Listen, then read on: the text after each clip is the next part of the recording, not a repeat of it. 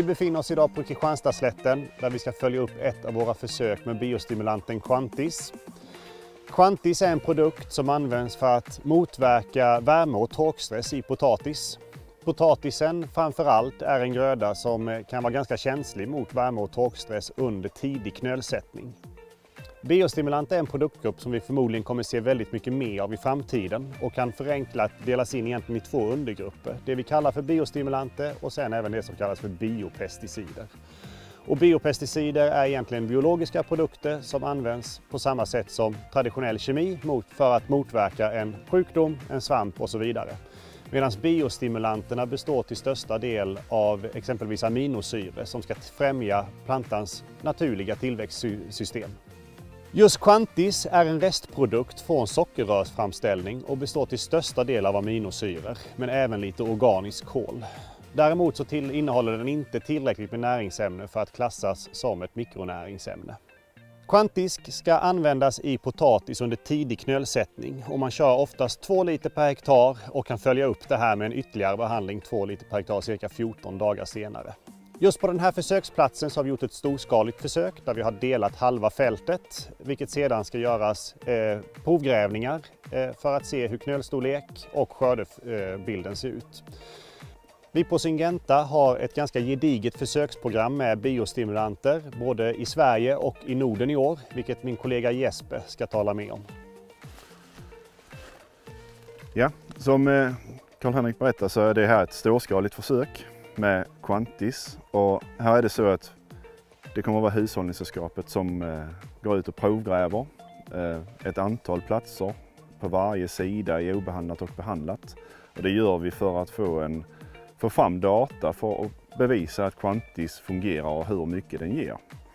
Det här är en av 26 liknande platser vi har över Sverige och Danmark. Och i Sverige är det då Hushållningssällskapet som kommer att hjälpa oss med att uppskatta skörden.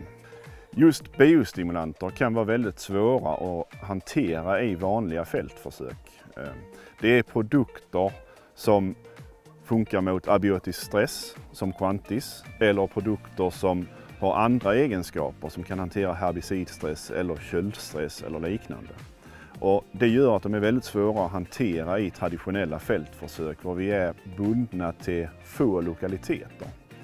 Därför har vi valt att testa Quantis på det här sättet för att få ett stort urval av fält och möjligheter för att se vad produkten rent faktiskt kan göra.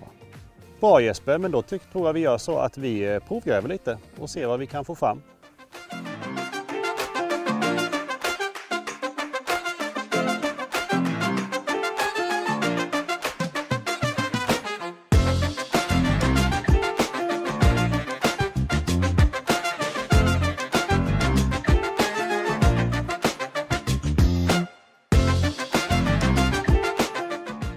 Ja, då har vi alltså plockat upp 2 olika stånd här. Ett som är Quantis-behandlat och ett som är obehandlat från Quantis men har övrigt behandlingsintervall eller behandlingsprogram som i fältet. Vi kan se att vi har i stort sett lika många knölar men att vi faktiskt har en större knölfördelning här på Quantis-behandlat. Och det här att skydda plantan mot värme och torkstress under knölsättningen är viktigt just för att plantan ska kunna fokusera på att sätta knöl och inte behöva producera eller skydda sig mot andra förutsättningar och i detta fallet då att kompensera för den här höga värmetemperaturen eller torkan som man kan ha i fältet.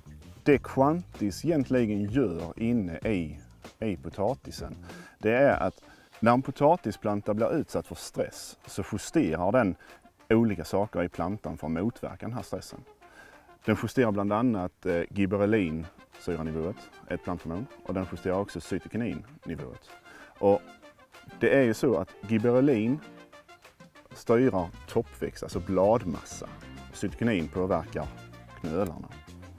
När du applicerar Quantis så hjälper den till att balansera det här så att potatisplantan fortfarande kan sätta av energi till knölarna.